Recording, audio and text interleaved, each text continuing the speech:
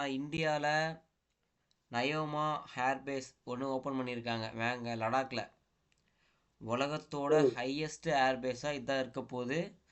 சைனாலேருந்து சைனாவோட பார்டருக்கு 50 கிலோமீட்டருக்கு பக்கமாக இருக்குது இது. அப்படியே 50 கிலோமீட்டர் தானே. ஆமாம். ஸோ டக்குன்னு டேக் ஆஃப் பண்ணுறதுக்கு ரொம்ப ஈஸியஸ்ட்டாக ரொம்ப பக்கத்தில் இருக்க பேஸு, அதுவும் இல்லாமல் வேர்ல்டு ஹையஸ்ட் ஏர்பேஸு நயோமா ஏர்பேஸ் தான். ஃபுல்லி ஆப்ரேஷ்னல். ம். அடுத்து நம்ம பார்த்தோம் அப்படின்னா அஸ்ரா சக்தி அப்படின்ற ஒரு எக்ஸசைஸ் வந்து பண்ண போகிறோம். அதாவது இது லடாக்கில் பண்ண போகிறாங்க இந்த மெல்ட்ரி எக்ஸசைஸை. இதுக்கு பேர் வந்து ம். அஸ்ட்ரா சக்தி அப்படின்னு பேர் வச்சுருக்காங்க. என்னென்னா அதிகமான உயரங்களில் இப்போ பகல்காம் அட்டாக் நடந்துச்சு இல்லையா, அது வந்து ஒரு மலை ம். பிரதேசம், மவுண்டன் ரேஞ்சு தான். அந்த ம். இடத்துல டக்குன்னு ஒரு ஒரு விஷயம் நடந்துச்சு அப்படின்னா எவ்வளோ சீக்கிரம் காம்பேக்டுக்கு ரெடியாக முடியுது அப்படின்னு செக் பண்ணிக்கிற ட்ரில் தான் இது அஸ்ட்ரா சக்தி சரி. அப்படின்றது. ம். ஸோ அது கண்டக்ட் பண்ணியிருக்காங்க. ம்.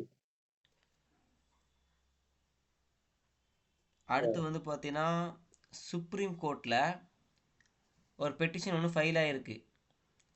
ம். என்ன அப்படின்னா மேஜர் அப்படின்ற வயசை இல்லை போஸ்கோ சட்டத்தில் ஒரு பொண்ணோட வயசு 18 தான் மேஜர் அப்படின்னு மென்ஷன் ஆகிருக்குல்ல, அதை வந்து இன்னைக்கு 16 குறைக்கணும் அப்படின்னு ஒரு கேஸ் ஃபைல் ஆகிருக்கு. அப்படின்னு கேக்குறாங்களா? ஆமாம், ஓகே. 18லேருந்து 16 மாற்றணும் அப்படின்னு. ஆ, ஏமா? ஏன்னா இங்கே நிறைய பேர் காதல் முளைச்சி போய் நாங்கள் 2 பேர் விருப்பத்தோடு தான் வந்து நாங்கள் இருக்கோம் ஆ, அப்படின்னு சொல்லிக்கிறதுனால வந்து பார்த்தீங்கன்னா அது வந்து 18 வயசுலேருந்து 16 வயசாக வந்து மாற்றணும் அப்படின்னு பெட்டிஷன் ஃபைல் சரி, ஆகிருக்கு. ஒரு 2 வருஷம் போட்டு 18 வயசுலயே பண்ணிக்கிட்டுமே, அது ஏன் 16 வயசுலயே போட்டு? அது என்ன அப்படின்னா நிறையா கேசஸில் 17 வயசு 18 வயசு ஆன ஒரு பொண்ணும் ஒரு பையனும் எங்களோட கன்சென்ட்டோட தான் நாங்கள் வந்து ஃபிசிக்கல் ரிலேஷன்ஷிப்பில் இருக்கோம், எங்களை யாரும் எக்ஸ்ப்ளாய்ட் பண்ணல அப்படின்னு நிறைய கேசஸில் வரதுனால ஓகே 18 வயசில் தே கேன் டிசைட் அப்படின்ற ஒரு இதை வச்சுக்கிட்டு இனிமேல் போஸ்கோ ஆக்டில் 16 தான் அந்த மேஜர் ஏஜ் அப்படின்றத மாற்றணும் அப்படின்ற மாதிரி ஒரு பெட்டிஷன் வந்து 18 16 குறைங்க அப்படின்ற ஒரு பெட்டிஷன் ஃபைல் ஆகிருக்கு. ஜட்ஜ்மெண்ட் பாஸ் பண்ணல, ஒரு பெட்டிஷன் ஃபைல் ஆகிருக்கு. நம்மள மாதிரி ஒரு இப்படி இப்படி பண்ணால் நல்லா இருக்கும். யார் போட்டது? யாரு, ஆனா பெண்ணா? அதெல்லாம் வந்து பர்சனல், அதெல்லாம் சொல்ல மாட்டாங்க. பெட்டிஷன் சொல்ல ஃபைல் மாட்டாங்க. ஆகிருக்கு. இதை வந்து சுப்ரீம் கோர்ட் எப்படி எடுத்து விசாரிக்கிறாங்க, ஏன்னா எவ்வளோ கேசஸ் அர்ஜென்ட்டான கேசஸ் பல வருஷமாக பெண்டிங் கேசஸ்லாம் நிறையா இருக்குது. அதன் மத்தியில் இது எப்போ விசாரிக்க போகிறாங்க, விசாரித்து என்ன டேட்டா கொடுக்குறாங்க, ஜட்ஜ்மெண்ட் என்ன பாஸ் பண்ணுறாங்கன்றத நம்ம பொறுத்திருந்து பார்க்கணும். எதுக்கு இது 16 குறைக்கணுமோ தெரியல. 16 இல்லை 15ஆவே வச்சுக்கலாம். பழைய நிறையா நாடுகளில் பார்த்தீங்கன்னா மினிமம் 16 தான் வந்து அந்த மேஜர் ஏஜாக வச்சுருக்காங்க. ம். ஒரு அப்படியா? ஆமாம், இப்போ நிறைய நாடுகள் வந்து வச்சுருக்காங்கன்னா அதை பார்த்து யாரும் கேஸ் போடலை. பட் ஜென்ரலாக உலகத்தில் எல்லா நாடுகளும் என்ன ஏஜை வந்து ப்ராப்பரான ஒரு கன்சன்ட் ஏஜாக பார்க்குறாங்க அப்படின்னு பார்த்தீங்கன்னா 16 17 கன்சன்ட் ஏஜாக பார்க்குறாங்க. ஸோ எல்லா நாடும் ஃபாலோ பண்ணுறாங்க, அதனால் இந்தியாவும் ஃபாலோ பண்ணுன்ற ஸ்டேட் சொல்ல வரல.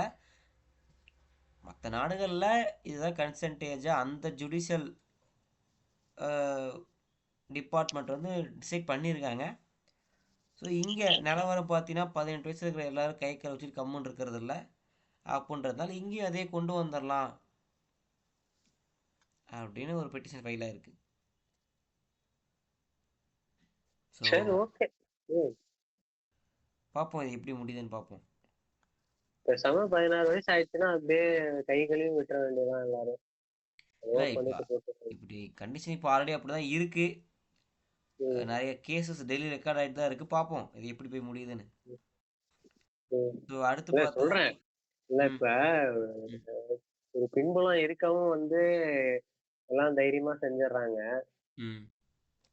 அது பின்புலம்லாம் உங்களுக்கு இல்ல, நீங்களே பாத்துக்கணும் அப்படின்னு சொல்லும் போது என்ன நடக்குதுன்னு தெரியல, நடக்கும்னு தெரியல. அப்பா சொத்து அம்மா சொத்து இருக்கவும் வந்து இப்படி ஜாலியா லவ் பண்ணிட்டு பிரியறதுக்குலாம் டைம் கிடைக்குது. ம் ஒருவேளை இல்ல அது நீங்களே தான் சம்பாதிச்சுக்கணும் அப்படின்னு சொல்லும்போது ஒருவேளை சம்பாதிக்கிறத உட்காந்து பார்ப்பாங்களோ என்னமோ. தெரியல. ம். பொறுத்திருந்து தான் பார்க்கணும். Wait and watch. ம். Okay, coming back to the topic. Next என்ன அப்படின்னா, இஸ்ரோவில் வேலை செஞ்ச ஒரு முன்னாள் ஒர்க்கர், ஒரு சயின்டிஸ்ட் பார்த்தா அப்படின்னா தனியாக ஸ்கை ரூட் ஏரோஸ்பேஸ் அப்படின்னு ஒரு கம்பெனி ஆரம்பித்து விக்ரம் எஸ் அப்படின்னு ஒரு ராக்கெட்டை வந்து டெவலப் பண்ணியிருக்காங்க. இது வர கம்மிங் ஜனவரி 2026 வந்து லான்ச் பண்ணுறாங்க. ஸோ இந்தியாவோட ஃபஸ்ட்டு ப்ரைவேட் ஸ்பேஸ் கம்பெனி அப்படின்னா இந்த ஸ்கை ரூட் ஏரோஸ்பேஸ். ம்.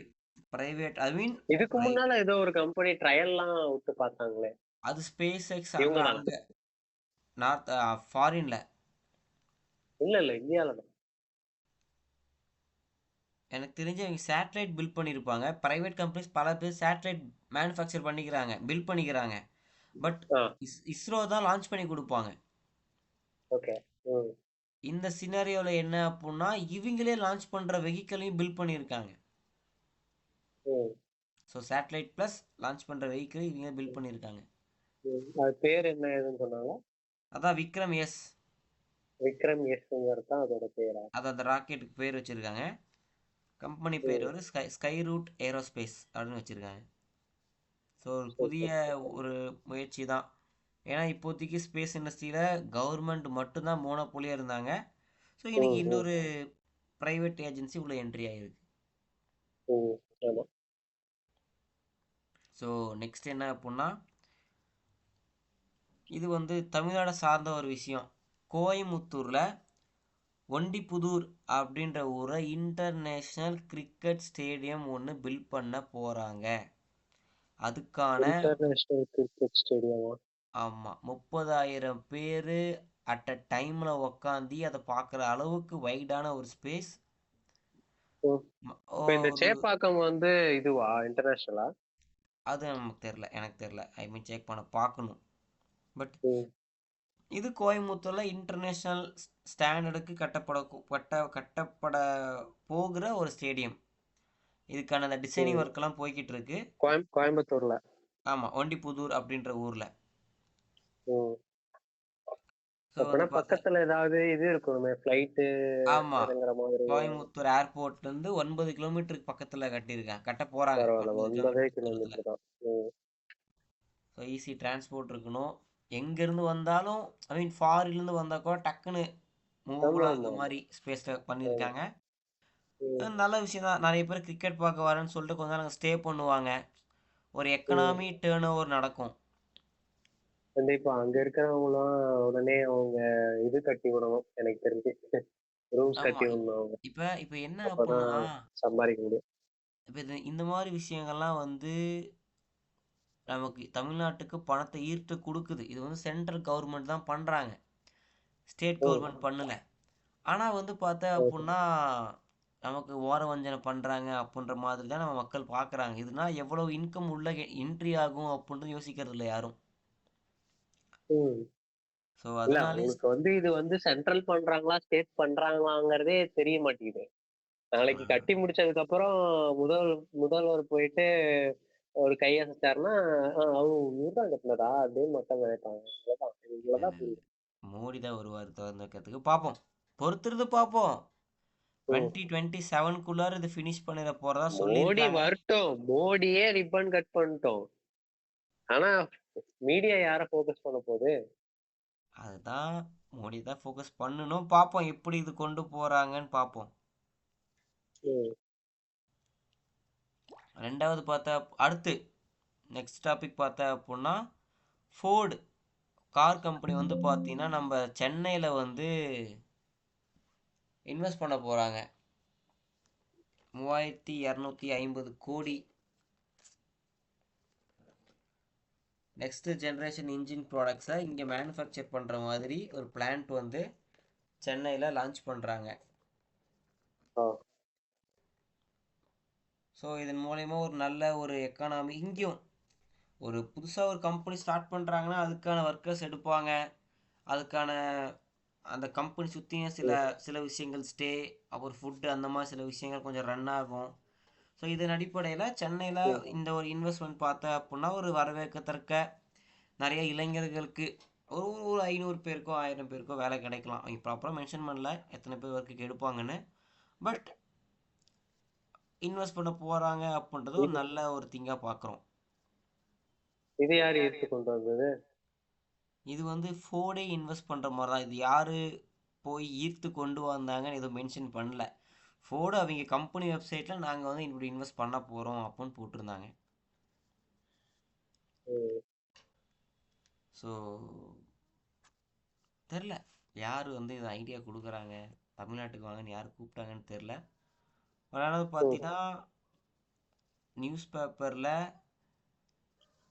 ஆந்திராவுக்கு கூகுள் வந்து 1.5 பில்லியன் இன்வெஸ்ட் பண்ணி டேட்டா சென்டர் க்ரியேட் பண்ண போகிறாங்க அப்படின்ற தகவல் வந்தப்போ நம்ம ஊர் ஒரு முக்கியமான அரசியல்வாதி அப்படி சொல்லலாம், அவர் வந்து தேவையே இல்லாமல் ஃபாக்ஸ்கான் நிறுவனம் இங்கே 15,000 கோடியோ 25,000 கோடியோ இன்வெஸ்ட் பண்ண இருக்கிறதா ஒரு அறிவிப்பு கொடுத்தாரு. ஃபாக்ஸ்கான் ஒரு ஃபாரின் எக்ஸ்சேஞ்சில் லிஸ்டான ஒரு கம்பெனி. இன்வெஸ்ட் பண்ண போகிறான்னு சொன்னால் முன்கூட்டியே அவ அதை சொல்லியிருக்கணும். பட் ஃபாக்ஸ்கானுக்கே நம்ம இன்வெஸ்ட் பண்ண போகிறோம் அப்படின்றது தெரியாத காரணத்தினால ஃபாக்ஸ்கான் அது நாங்கள் எதுவும் அப்படி சொல்லலை அப்படின்னு மறுத்துட்டாங்க. அது வந்து தேவையில்லாமல் நம்மளே வாலண்டியராக செப்பலை சாணல் முக்கி அடிச்சுக்கிட்ட மாதிரி ஆயிடுச்சு அந்த ஸ்டோரி. ஆ. ஸோ அது அப்படி தான் போச்சு. ம்ஹும். நம்ம மக்கள் நீங்கள் என்ன இன்வெஸ்ட்மெண்ட்டை அட்ராக்ட் பண்ணீங்க, ஒயிட் பேப்பர் கொடுங்க அப்படின்னா ஒயிட் ஷீட் எடுத்து காட்டுற ஷீட்டிங்க இதுதான் ஒயிட் பேப்பர்னு அப்படின்னு காட்டுற அளவுக்கு தர்மக்கோள் திறமையெல்லாம் கொண்ட மக்கள். ம். ஒயிட் பேப்பர்னா கூட என்னன்னு தெரிஞ்சதோ தெரியலையோ வெள்ளை கலர் பேப்பர் கொண்டு வந்து காமிச்சிருக்காங்க மீடியா கிட்ட, இதுதான் ஒயிட் பேப்பர் அப்படின்னு. சேட்லி இந்த மாதிரி மக்கள் தான் நம்மளை கைட் பண்ணுறாங்க அப்படின்னு நினைக்கிறப்ப ரொம்ப சந்தோஷமாக இருக்குது. இந்த மாதிரி மக்கள் ம். வழிநடத்தல நம்ம எவ்வளோ முன்னேறப்போன்னு நினைக்கிறப்ப எப்படி உடம்பெல்லாம் புல்லரிக்குது. பார்ப்போம். இல்லையா? ஆமா ம். ஆமா ஆமா. ஓகே, நெக்ஸ்ட் டாபிக்குள்ளே போகலாம். கவர்மெண்ட் இது வந்து ஒரு ஒரு காதுபட வந்த செய்தி தான். இது வந்து இன்னும் உத்தரவாதமாக உறுதிப்படுத்தப்படலை. கவர்மெண்ட் வந்து பார்த்தீங்கன்னா நிறையா பப்ளிக் செக்டார் பேங்க்ஸை மெர்ஜ் பண்ண போகிறதா, அதாவது 12 பப்ளிக் செக்டார் பேங்க் இருக்குது. அதில் சில பேங்க்கை மெர்ஜ் பண்ணி மொத்தமாக நேஷனல் வைடில் வெறும் 8 பப்ளிக் செக்டார் பேங்க்கை மட்டும் வச்சுக்கலாம் அப்படின்னு மினிமல் பண்ண போகிறதா ஒரு செய்தி வந்திருக்கு. ஓகே, 12ல இருந்து 8 ஆக்க போறாங்களா? 8 ஆக்க போகிறாங்க அப்படின்னு. பட் இது அஃபிஷியல் இன்னும் ஆகலை. அஃபிஷியலாக வந்ததுக்கப்புறம் இதை பற்றி பார்ப்போம். ஓகே. சைனாவில் ஒரு அதிரடியான ஒரு சூப்பர் சம்பவம் பண்ணியிருக்காங்க. நம்ம ஆட்கள் ம். அப்பப்போ சர்ப்ரைஸ் பண்ணிட்டே இருக்கானுங்க. நம்ம வந்து பிரதர், என்ன பிரதர், டிராகன் பிரதர். ஆமாம், டிராகன் பிரதர் வந்து அப்பப்போ ஒரு புதுசாக ஒரு இதை வந்து தெரிச்சுக்கிட்டே இருக்காரு. என்ன யாரு டிராகன் சொல்லியிருக்காருன்னா, பிரதர்? சைனா தான். சைனா வந்து சைனா ஒரு தான் டிராகன். டிராகனை சிம்பிளைஸ் பண்ணிப்பாங்க. ம். நம்மள எலிஃபேண்ட் அப்படின்ற மாதிரி சிம்பிளைஸ் பண்ணுவாங்க. ம். ஸோ இன்னைக்கு என்ன புதுசாக தூவிருக்காங்கன்னு பார்த்தா அப்படின்னா, ஆன்லைனில் யார் அட்வைஸ் பண்ணாலும் அது வந்து டீச்சராக இருக்கலாம், லாயராக இருக்கலாம், அல்லது ஃபினான்ஷியல் எக்ஸ்பர்ட்டாக இருக்கலாம். எந்த டிபார்ட்மெண்ட்டில் சேர்ந்தவராக இருந்தாலும் அவர் டிபார்ட்மெண்ட் சார்ந்த ஏதோ ஒரு விஷயத்த அட்வைஸாக கொடுக்குறாங்க அப்படின்னா அவங்க படித்து முடித்த அஃபிஷியல் டிகிரி அல்லது லைசன்ஸ் அதை வந்து வீடியோவில் ஷோ பண்ணணும் அப்படின்றத ஒரு ப்ரைமரி ரூலாக கொண்டு வந்திருக்காங்க. ஓகே. இல்ல ஆக்சுவலி எதுக்கு வந்து என்ன பண்றதா இருந்தா காட்டும்? அட்வைஸ் பண்ணுறோம் அப்படின்னு சொன்னால், இப்போ இந்த ஸ்டாக் வாங்குங்க, இந்த ஸ்டாக்கில் இன்வெஸ்ட் பண்ணுங்க, இந்த மாதிரி படிங்க, இந்த மாதிரி லாவை அப்ரோச் பண்ணுங்கன்னு சொல்கிறாங்கல்ல, சொல்லி கொடுக்குறாங்களே மக்களுக்கு. ஆமா. அது என்ன அட்வைஸ் தானே. சரி, சொல்றது. அதான்ப்பா இப்போ வந்து லால இந்த மாதிரி இருக்கு, நீ இந்த லாவை ஃபாலோ பண்ணலாம், இந்த மாதிரி நீங்க பணம் தான் நீங்க இப்படி இன்வெஸ்ட் பண்ணலான்னு ஒரு சஜஷன் கொடுக்குறாங்கல்ல. ஆமா. அந்த மாதிரி எந்த டிபார்ட்மெண்ட்டை சார்ந்து யார் எதை யூடியூப்ல ஆன்லைன்ல, even Instagram, Facebook, YouTube, what ever media எதில் இருந்தாலும் அதில் அவங்களோட அஃபிஷியல் டிகிரி அல்லது லைசன்ஸை டிஸ்ப்ளே பண்ணி ஆகணும் அப்படின்றத மேண்டேட்டரி பண்ணியிருக்காங்க. இது இந்தியாவுக்கு வந்துச்சுன்னா சூப்பராக இருக்கும். Already spam call okay. வந்து பண்ண எதனால? போகிறாங்க. பா நிறைய பேர் வந்து இப்போ ஒருத்தன் ட்ரேடிங்கில் ட்ரேட் பண்ணி 2 கோடி ரூபா லாஸ் பண்ணிட்டான். ஆனால் ட்ரேடிங் சொல்லித்தரன்ற பேரில் பிரேக் ஆகுது, வாய்ஸ் பிரேக் ஆகுது. வாய்ஸ் பிரேக் ஆகுதா?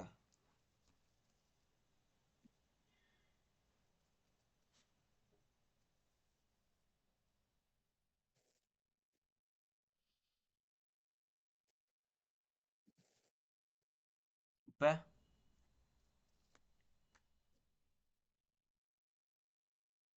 இப்ப பரவாயில்ல, பேசு. அதான் இப்போ இந்தியாவுக்கு இந்த மாதிரி ஒரு ரூல் வந்தால் எப்படி என்ன நடக்கும் அப்படின்னா, நிறைய இல்ல இல்ல, பேர் இந்தியாவுக்கு வர்றத பத்தி நான் பேசல. எதுக்கு அவங்க அப்படி சொல்லிருக்காங்க? அதான்ப்பா இப்போ நிறைய பேர் வந்து இந்த அட்வைஸ் பண்ணுறதுல மிஸ்கைட் பண்ணிடுறாங்கல்ல. இப்போ நான் கூட வந்து ஓகே. நான் இதெல்லாம் படிச்சிருக்கேன்னு சொல்லிக்கலாம். மக்கள் வந்து கிராஸ் வெரிஃபை பண்ணுறதுக்கான வழிகள் கிடையாது. அதனால் நிறைய பேர் ஏமாறுறாங்க. பட் அந்த ஊரில் எப்படி ஏமாறுறாங்கன்னு எனக்கு தெரில. எதுக்காக இது கொண்டு வந்தாங்க, என்ன பிரச்சனையாச்சு அப்படின்னு தெரில.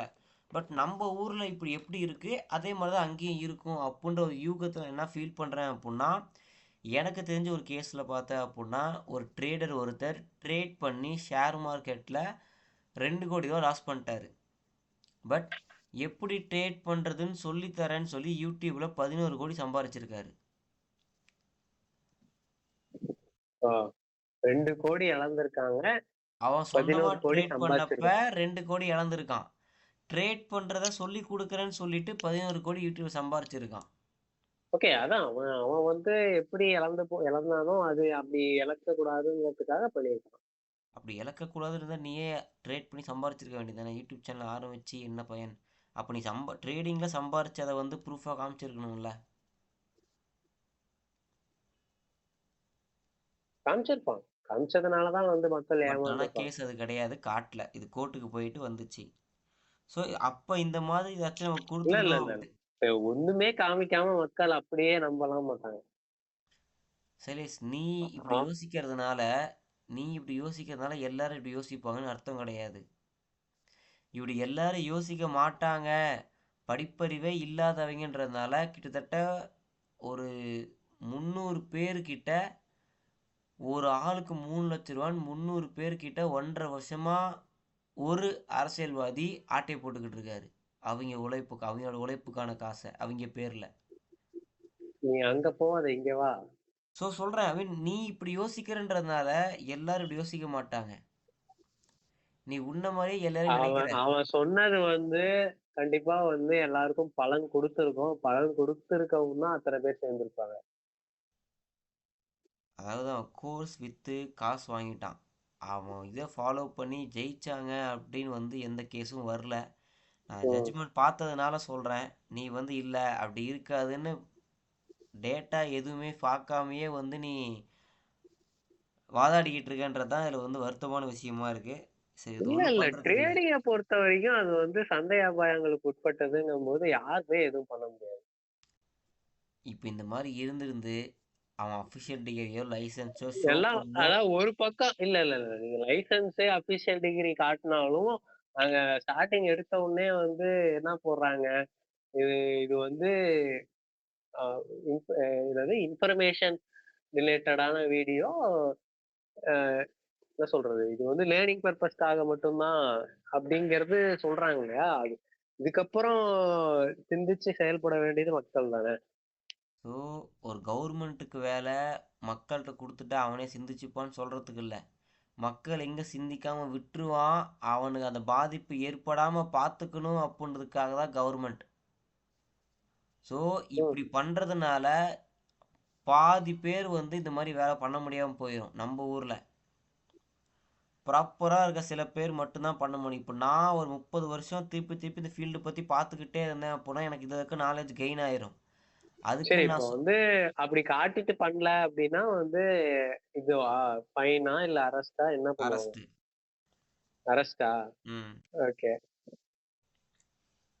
ஸோ இந்த சரி. ம். செல்ஃப் லேர்னிங் பண்ணவன் இவெல்லாம் வந்து இதில் அப்படியே கொஞ்சம் டைல்யூட் ஆயிடுவான். So okay. ப்ராப்பராக யார் இதில் அனுபவம் வாங்கி லைசன்ஸ் இதெல்லாம் வச்சுருக்காங்களோ அவங்க மட்டும் ஷைன் ஆவாங்க. இல்ல இல்ல இப்ப இதனால வந்து என்ன ஆயிடுது, இது ஆயிடுதுல்ல இப்போ ஒவ்வொருத்தரோட அந்த எக்ஸ்பிரஸ் பண்றதுக்கான உரிமையே வந்து பறி போகுதே. நீ அது அது இதுக்கு தான் பிளாட்ஃபார்ம்ஸ் இருக்குது. நீ அங்கே போயிட்டு உன்னோட ஸ்கில்லை வந்து டெவலப் பண்ணி ப்ரூவ் பண்ணிவிட்டு வந்து பண்ண சொல்கிறாங்க. ம். சட்டத்தில் பல லூப் ஹோல் இருக்குது சீரியஸ். இப்போ நான் வந்து இல்ல இல்ல டாக்டர். இல்ல நான் அதுதான் சொல்றேன். இப்போ வந்து இன்னைக்கு பெருசா சாதிச்சவங்க எல்லாம் வந்து டிகிரிய வச்சுக்கிட்டு சாதிச்சவங்க இல்லைங்கிறத நம்ம மறந்துடக்கூடாது. சும்மா டிகிரி இருந்து தான் பண்ணணும் அப்படின்னு சொல்றதுல தப்பான எதுவும் ஸ்டேட்மெண்ட் பயன் சீரியஸ் நீ தெரியல. சொல்கிறது. டிகிரியை வச்சுக்கிட்டு தான் ப்ரூவ் பண்ணணும். அவன் திறமையை ப்ரூவ் பண்ணுறதுக்கு டிகிரி தேவையில்லை. பட் நான் மற்றவனுக்கு சொல்லி கொடுத்து நான் அவனுக்கு அவன் திறமையை ப்ரூவ் பண்ணி காட்டுறேன் அப்படின்ற பட்சத்தில் முதல்ல நீ உன் திறமையை ப்ரூவ் பண்ணி காமிச்சிருக்கணும். நீ சக்ஸஸாக இருந்து அவனுக்கு நான் சக்ஸஸ் கொண்டு போகிறேன்னு சொல்லியிருக்கணும். நீயே ஃபெயிலியராக இருக்கப்போ அவனுக்கு சக்ஸஸ் நான் கொண்டு போகிறேன்னு சொல்கிறது லாஜிக்கே கிடையாது. அப்படி அவனை சக்ஸஸ்க்கு ஆமா. கொண்டு அந்த அந்த ஒரு அடிப்படை என்ன சொல்றது ரிசர்ச் கூட இல்லாம மக்கள் அப்படியெல்லாம் நம்ப மாட்டாங்க. சரி நீ ஒத்துக்க மாட்ட. பட் ஒத்துக்க முடியலனாலும் இதுதான் நிஜம். மக்கள் அதெல்லாம் யோசிக்க மாட்டாங்க. 500 ரூபா போட்டால் 800 ரூபாயோ 1000 ரூபாயோ கிடைக்குதா அப்படின்னு கண்ணை மூட்டு போட்டுருவாங்கன்றதான் உண்மை. நீ எத்தனை பேர் இப்படி பணம் லாஸ் ஆகிருக்காங்க ஓகே. இல்ல அப்படின்றத இல்ல பற்றி இல்ல உனக்கு இப்போ தெரியாது. வந்து நீ ஃபர்ஸ்ட் ட்ரேடிங்க விட்டு வெளியே வா. இது வேற இடங்கள்ல எப்படி எந்த பிரச்சனை போய் நிக்குதுங்கிறத பத்தி டிஸ்கஸ் பண்ணுவோம். நான் சொல்லிட்டேன், ஒரே வார்த்தையில சொல்லிட்டேன், ட்ரேடிங் வந்து சந்தை அபாயங்களுக்கு உட்பட்டது. அது யாருக்கு என்னைக்கு வேணா எப்படி வேணா நடக்கலாம். இப்போ இந்த மாதிரி ஒரு ரூல் இருந்தால் சந்தை அபாயங்களுக்கு உட்பட்டதுன்னு போட்டு எக்ஸ்பீரியன்ஸோ ப்ராப்பர் நாலேஜோ அப்படி இல்லாமல் சில பேர் எக்ஸ் பண்ணுறான் பார்த்தியா அவன்லாம் இல்ல பண்ண இல்ல முடியாமல் போயிடும். எக்ஸ்பீரியன்ஸ் ஆன ஆள் பண்ணாலுமே வந்து அது நாளைக்கு அது சந்தை அபாயங்களுக்கு உட்பட்டதுதான். அதை விட்டுரு நான் வேற இப்ப ஆன்லைன் கோர்சஸ்க்கு வருவோம். ஆன்லைன் கோர்சஸ்ல இது என்ன தப்பு நடக்க வாய்ப்பு இருக்கு அப்படிங்கறத பத்தி பார்ப்போம். இப்போ இவங்க என்ன சொல்கிறாங்கன்னா டெய்லர் அக்கா அவங்கள எடுத்துப்போம் சாம்பிளாக. அவங்க வந்து ப்ராப்பராக ஆஹ் டெய்லரிங் கிளாஸ் போய் முடித்து வெளியே வந்திருக்காங்களான்னு தெரியாது. பட் அவங்க சரி. தைச்சி அவங்க செல்ஃப் லேர்ன் பண்ணி போடுறாங்க. அதை பார்த்து மக்கள் யூஸ் பண்ணிக்கிட்டு இல்ல இல்ல இருக்காங்க. இல்ல அவங்க ஆக்சுவலி ஏதோ டிகிரி வச்சிருக்கிறதா தான் கேள்விப்பட்டேன். ஓகே, இப்போ அவங்க டிகிரி வந்து அவங்ககிட்ட இருக்கு. இந்த ஃபேஷன் டிகிரி ஃபேஷன் டிசைனிங்கா ஏதோ முடிச்சதா ஏதோ கேள்வி. முடிச்சுட்டு ப்ராப்பர் நாலேஜோட பண்ணுறாங்க, மக்கள் யூஸ் பண்ணுறாங்க. ஓகே, செல்ஃப் ஆஹ் லேர்ன் பண்ணுறவங்க கிட்ட இருந்து மக்கள் பார்த்து கற்றுக்கிறாங்க அப்படின்னா அங்கே மிஸ்கைட் ஆகிறதுக்கான சான்ஸ் இருக்குது. அப்படின்றதுக்காக அப்படி நடக்காமல் இருக்குன்றதுக்காக சைனா இந்த ரூல் கொண்டு வந்திருக்காங்க. உம் ஸோ நம்ம ஊரில் இந்த மாதிரி மோஸ்ட்லி ஃபினான்சியல் மேட்டர்ஸ்லாம் நடக்குது. மற்ற என்னென்ன மேட்டர் இதே மாதிரி சிமிலராக இருக்குது அப்படின்னு தெரில. ஓ பட் நிறைய பேர் கோர்சஸ் விற்கிறாங்க. பட் அது அவங்க ஓனாக ரெடி பண்ண கோர்ஸ்னு கூட தெரியாது. ஓ அவங்க அந்த கோர்ஸை விற்கிற அளவுக்கான குவாலிஃபிகேஷனில் இருக்காங்கன்னு கூட தெரியாது. ஓ காசு கட்டி வாங்கி பார்ப்போம், பார்த்துக்கலாம் அப்படின்னு நிறைய பேர் பண்ணுறாங்க. ஸோ இது ஒரு கண்ணுக்கு புலப்படாத வகையில் ஒரு சின்ன ஸ்கேம் போயிட்டே தான் இருக்கானா போயிட்டே தான் இருக்குது. ஓ ஸோ இதை ஓகே. இதில் ஆனா அது என்ன சொல்றது, ஒரு பக்கம் தடி எடுத்தவன்லாம் தண்டல்காரங்கிற மாதிரி போயிட்டு தான் இருக்கு. அதெல்லாம் தடுக்கணும் அப்படின்னா இந்த மாதிரி ஒண்ணு போடலாம். இல்லைன்னு சொல்லல. பட் மக்கள் ஆனா மிஸ்கைடு வந்து ஆகுறாங்க. ஆகாமல் தடுக்கிறதுக்கு இது ஹெல்ப்ஃபுல்லாக இருக்கும். Some percentage. ஓகே பாப்போம் இங்க ஏதாவது கொண்டு வருவாங்களான்னு. ஸோ அடுத்த விஷயம் என்ன அப்படின்னா, பெங்களூரில் வந்து பார்த்தீங்கன்னா அந்த ஊர் லோக்கல் சிவிக் பாடி வந்து என்ன பண்ணியிருக்காங்க அப்படின்னா, அந்த ஆன்டி லிட்டரிங் டிரைவ் வந்து ஸ்டார்ட் பண்ணியிருக்காங்க. நேற்று வந்து வாரணாசியில் பார்த்தோமா, லிட்டரிங் ஃபாலோ பண்ணுறாங்க, லான்ச் பண்ணியிருக்காங்க அப்படின்னு. ம். துப்பக்கூடாது, எங்கேயும் குப்பைகளை போடக்கூடாது அப்படின்ற மாதிரி வாரணாசியில் கொண்டு வந்திருக்காங்க. மீறினா 1000 ரூபா ஃபைன் போட்டிருக்காங்கன்னு சொன்னேன்னா, ம். அந்த மாதிரி குப்பைகளை கண்ட இடத்துல போடக்கூடாது அப்படின்ற மாதிரி டிரைவ் தான் பெங்களூரில் வந்து ஸ்டார்ட் பண்ணியிருக்காங்க அந்த லோக்கல் பாடி. அதை தாண்டி யார் குப்பை கொட்டுறாங்களோ அவங்கள ஐடென்டிஃபை பண்ணி அவங்க வீட்டு வாசல்லே போய் குப்பையை கொட்டிட்டு வந்துடுறது. யார் பண்ணுவா இத? சிவிக் அந்த முனிசிபாலிட்டி, அந்த லோக்கல் முனிசிபாலிட்டி. பண்ணுவாங்களா? ஆமா. ஓகே. அதையும் மீறி ரிப்பீட்டடா அதே மாதிரி குப்பையை போய் பப்ளிக்ல கண்ட இடத்துல போடுறாங்க அப்படின்னு ஃபைன் தெரிய வந்துச்சு அப்படின்னா 10,000 ரூபா ஃபைன், வீட்டு வாசல்ல குப்பை. ஸோ இந்த மாதிரி பண்ணுறப்ப ப்ராப்பரான விதத்தில் டிஸ்போசலை பண்ணுவாங்க, ஃபாலோ பண்ணுவாங்க அப்படின்னு இப்படி ஒரு முயற்சி எடுத்திருக்காங்க. இது எப்படி போய் நிற்குது அப்படின்னு பார்க்கணும். ம். ஸோ அடுத்து நியூஸ் என்ன அப்படின்னா, பங்களாதேஷ் வந்து பார்த்தீங்கன்னா டேரெக்டாக நம்ம கிட்ட இருந்து அரிசி வாங்குறது இல்லை. ஏன் நம்ம கிட்ட இருந்து அரிசி வாங்குறதுன்னு பார்த்தீங்கன்னா, நம்ம ஊர் போர்ட்டு வழியாக தான் பங்களாதேஷுக்கு இம்போர்ட்டோ எக்ஸ்போர்ட்டோ நடந்துக்கிட்டு இருக்கு. நம்ம ஊர் போர்ட்டுக்கு ரோடு வழியாக வந்துடும், அங்கேருந்து நம்ம ஊர் ஹார்பரில் மூலியமாக தான் இம்போர்ட்டோ எக்ஸ்போர்ட்டோ நடந்துக்கிட்டு இருக்கு. நம்ம கவர்மெண்ட் வந்து அந்த போர்ட்டை வந்து பங்களாதேஷ் பயன்படுத்துறதுக்கு பேன் பண்ணிட்டாங்க. ம். பேன் பண்ணதுனால, சரிப்பா நீ பேன் பண்ணிட்டியா, நான் உன்னோட அரிசியை வாங்குறத நான் பேன் பண்ணுறேன்னு சொல்லி பங்களாதேஷ் வந்து நம்மகிட்ட அரிசி வாங்குறதில்ல. அப்புறம் ம். அவங்களுக்கு சாப்பாட்டு தேவை எப்படிடா பூர்த்தி பண்ணுவீங்க அப்படின்னு பார்த்தா,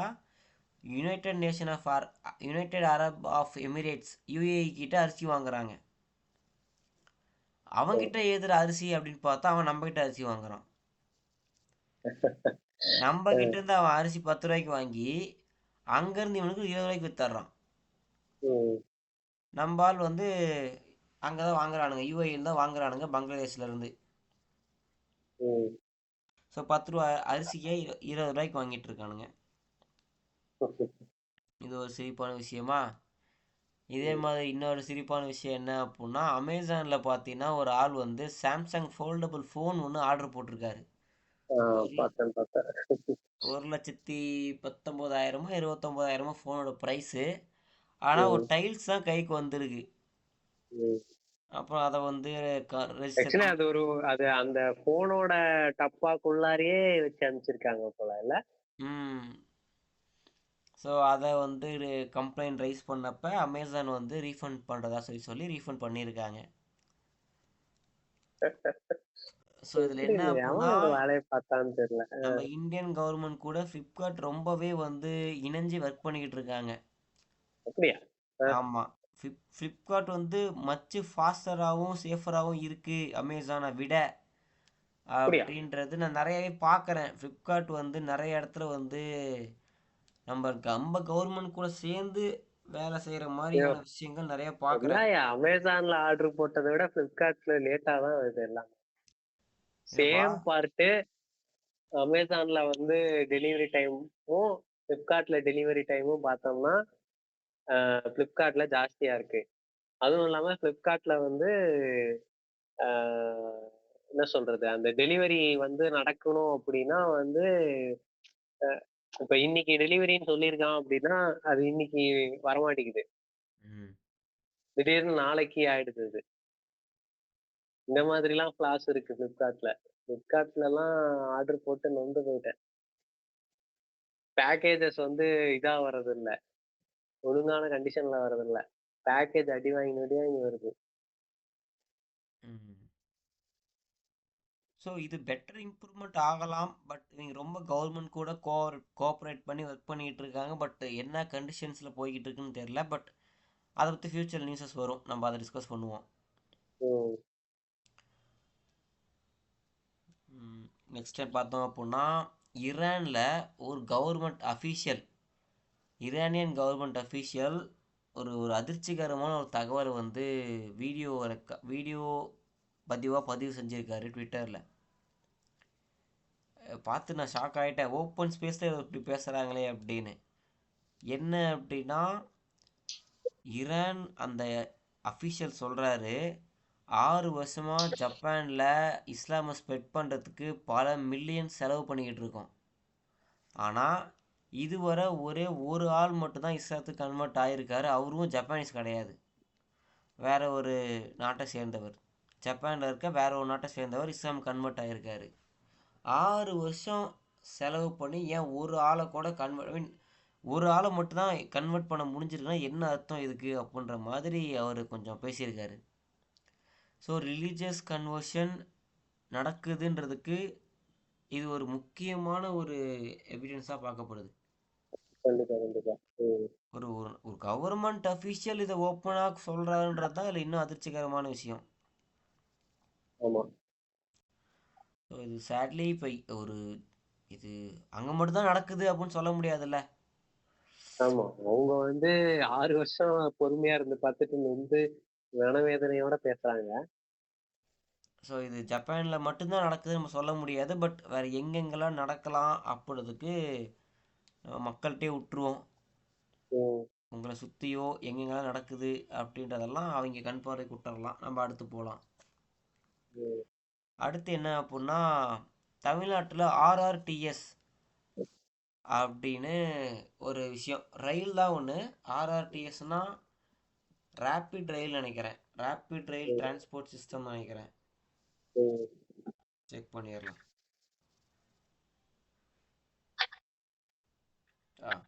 ரீஜனல் ரேப்பிட் டிரான்சிட் சிஸ்டமா.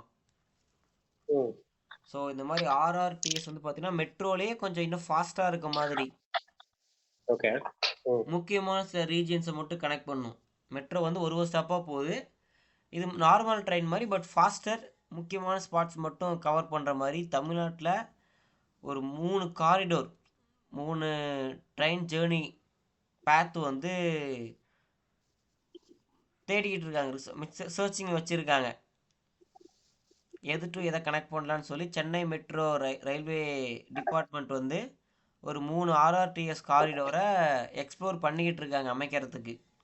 ஸோ விரைவில் சென்னையிலிருந்து இது எனக்கு தெரிஞ்சு மதுரை இல்ல திருச்சியில ஒண்ணு போட்டுட்டு சென்னை ஒண்ணு வச்சுட்டு இன்னொன்னு சேலம் இல்ல கோயம்புத்தூர் எங்கேயாவது வைக்கலாம். அது ஒரு 3 காரிடோர் போட்டிருக்காங்க. இது வந்து எப்படி இவங்க அதை கொண்டு வர போறாங்க அப்படின்னு தெரியல. சென்னை டு மற்ற ஏரியாவா இல்லை சென்னைக்குள்ளேயே அப்படியா தெரில. சென்னைக்குள்ள தான் மெட்ரோ இருக்கு. ஆர்ஆர்டிஎஸ்னால் இந்த மாதிரி லென்த்தியான ஸ்பேஸை கவர் பண்ணுற மாதிரி தான் இருக்கும்னு நினைக்கிறேன். இது வந்து இப்போ மெட்ரோ மாதிரி சேலம் டு சென்னை போயிட்டா 70% டைம் சேவ் ஆகும் அப்படின்ற மாதிரி ஒரு கருத்து இருக்கு. இதை எப்படி ஒரு 5 வருஷம் ஆக்கிடுவாங்க அமுல்படுத்துறதுக்கு. அதனால இது ஒரு இன்ஃபர்மேஷன் தான், தெரிஞ்சுக்க வேண்டிய ஒரு இன்ஃபர்மேஷன். இதை பாஸ் பண்ணி அடுத்து பார்த்தோம் அப்படின்னா, அமெரிக்கா கூட 10 வருஷத்துக்கு டிஃபென்ஸ் பேக்ட் வந்து சைன் பண்ணியிருக்கோம். இன்னைக்கு இந்தியாவும் அமெரிக்காவும் சேர்ந்து 10 வருஷத்துக்கு டிஃபென்ஸ் பேக்ட் வந்து சைன் பண்ணியிருக்கோம். இது வந்து அரசியல் ஒத்துழைப்பு எப்படி இருக்குன்றதை பொறுத்து இது எந்த அளவுக்கு அது கண்டினியூ ஆகும் அப்படின்றது மாறும் அப்படின்னு எதிர்பார்க்கப்படுது. எந்த கவர்மெண்ட் மாறினாலும் இந்த 10 வருஷம் அப்படியே தான் ஃபாலோ பண்ணுவாங்க அப்படின்னு சொல்லிட முடியாது. கவர்மெண்ட் வந்து கோஆப்ரேட் பண்ணல, இந்தியா கூட நல்ல ரிலேஷன்ஷிப்பை பில்ட் பண்ண அப்படின்னா ஆட்டோமேட்டிக்காக இந்த ப்ரோக்ராம் பேக்ட் வந்து எக்ஸ்பைரி ஆக சான்சஸ் நிறையா இருக்குது. இந்த டிஃபென்ஸ் ட்ரீட்டில் என்ன பண்ண போகிறோம், 10 வருஷத்துக்கு அக்ரிமெண்ட் போட்டாங்க, 2 பேர் சேர்ந்து ஏதோ பண்ணலாம் அப்படின்னு. என்ன பண்ண போகிறாங்கன்னு பார்த்தீங்கன்னா, டெக்கு ஷேர் பண்ணிப்பாங்க. மிலிட்ரி சம்மந்தமான டெக்னாலஜியை 2 நாடுகளும் ஷேர் பண்ணிப்பாங்க. ரெண்டாவது 2 நாட்டோட மிலிட்ரியும் ஜாயிண்ட்டாக ட்ரைனிங் எடுத்துப்பாங்க. திடீர்னு இப்படி ஒரு சுச்சுவேஷன் க்ரியேட் ஆச்சு அப்படின்னா எப்படி 2 ஆர்மியும் சேர்ந்து எப்படி ஒர்க் பண்ணணும் அப்படின்ற மாதிரியான ட்ரைனிங்ஸை வந்து கண்டக்ட் பண்ணி சிமுலேஷன் ரன் பண்ணி பார்ப்பாங்க. ஸோ இந்த மாதிரி விஷயங்கள்லாம் இந்த 10 வருஷம் டிஃபென்ஸ் பேக்டுக்குள்ளார வரும். இதெல்லாம் வந்து இதுக்கு முழுமையான யூஸ் வந்து இன்னைக்கு கிடைக்கல அப்படின்னாலும் இன்னைக்கு இது ஒரு டிப்ளமேட்டிக்கான சக்ஸஸ் தான். ஏன்னா டேரிஃப் போட்டு அது நிறைய பிரச்சனைகள் இந்தியாவுக்கும் அமெரிக்காவுக்கும் இருந்த மத்தியில் எல்லாம் பேசி இப்படி ஒரு ட்ரீட்டி சைன் பண்ணது ஒரு ரிலேஷன்ஷிப்பை ரீபில்ட் பண்ணுறதுக்கான ஒரு நல்ல ஸ்டெப்பாக பார்க்கலாம். ம். அடுத்து இது வந்து சந்தோஷமான விஷயம்தான். ஆனால் வந்து இதை ஓகே நம்ம ஒரு ஹாப்பி நியூஸாகவே இந்தியாவுக்கு இந்தியாவுக்கு இது ஒரு ஹாப்பி நியூஸாக பார்க்கலாம். என்ன அப்படின்னா லக்ஷரி தெய்பால ஒரு முக்கியமான கமாண்டராக இருக்கக்கூடிய ஷெய்க் மொய்ஸ் முஜித் அப்படின்ற ஆள் வந்து இன்னைக்கு சுட்டு கொல்லப்பட்டிருக்காரு பை அன்னோன் மென். யார் சுட்டாங்க அப்படின்னு தெரியல. பட் அவர் வீட்டு வாசல்லையே கசூர் பாகிஸ்தானில் கசூர்ன்ற இடத்துல அவரோட வீட்டு வாசல்லையே அவரை போட்டிருக்காங்க. பட் யார் போட்டதுன்னு அவங்களுக்கே தெரியல. இந்த மாதிரி ஒரு ஃபியூ மந்த்ஸுக்கு பின்னாடி இந்த பகல்காம் அட்டாக்கு அப்புறம் தொடர்ச்சியாக ஒரு 2-3 பேர் வந்து அன்னோன் மென்னால் வந்து போட்டு தள்ளப்பட்டாங்க. அதுக்கப்புறம் ரொம்ப காலம் கழிச்சு நான் கேள்விப்படுறது இப்போ இந்த நியூஸ். ஸோ வந்து அதிரடியான ஸ்பை யாராவது இறக்கி விட்டாங்களா? அது தெரில. ஒரு ஃபியூ மந்த்ஸ் முன்னாடியே வந்து இந்த மாதிரி அந்த பகல்காம் அட்டாக்கு அப்புறம் தொடர்ச்சியாக ஒரு 2-3 பேர் இந்த மாதிரி ஒரு முக்கியமான போஸ்டில் இருக்கக்கூடிய ஆட்கள் வந்து சுட்டுக் கொல்லப்பட்டாங்க பை அன்னோன் மென்னால். இன்னைக்கு இந்த கமாண்டர் லெவலில் ஒரு ஆளை வந்து போட்டிருக்காங்க. அதுவும் வீட்டு வாசலே, அந்த ஆள் வீட்டு வாசலே போட்டிருக்காங்க. அந்த ஆள் அவன் பொருள் எடுத்து அவனே போடுறதுன்ற மாதிரி அந்த ஆள் ஊருக்குள்ளேயே என்ட்ரி ஆகி அவனே போட்டிருக்காங்க. அதனால அந்த ஊரில் இருக்கிற டெரரிஸ்ட் ஆர்கனைசேஷன்ஸ் எல்லாம் கவர்மெண்ட் கிட்ட வந்து சேஃப்டி பாதுகாப்பு கொடுக்க சொல்லி கேட்டிருக்காங்க. ஏன்னா பகல்காம் அட்டாக்கு ரிவெஞ்ச் எடுத்தப்ப நிறைய டெரரிஸ்ட்டை போட்டு தள்ளணும். அந்த டெரரிஸ்டோட மரணத்துக்கு பாகிஸ்தான் ஆர்மியிலேருந்து முக்கியமான ஆட்கள் போய் மௌனஞ்சலி செலுத்திட்டு வந்தாங்க. ஸோ எந்த அளவுக்கு கவர்மெண்ட் அவங்க கூட ரொம்ப சப்போர்ட்டிவாக ஒர்க் பண்ணுறாங்க அப்படின்றதெல்லாம் அதை பார்த்தப்போ ரொம்ப தெரிஞ்சுது, வெளிப்படையாக தெரிஞ்சுது. ஸோ என்றைக்குமே பக்கத்துலேயே ஒரு விரோதியை வச்சுருக்கோம் அப்படின்றது மட்டும் நல்லா தெரியுது. ஸோ இவனுக்கு ஒரு முன்னெச்சரிக்கை கொடுக்குற மாதிரி தான் இந்த வந்து ஜாயின்ட் ட்ரைனிங் எங்கே அஸ்ட்ரா சக்தி அப்படின்ற எக்ஸசைஸ் பண்ணுறது.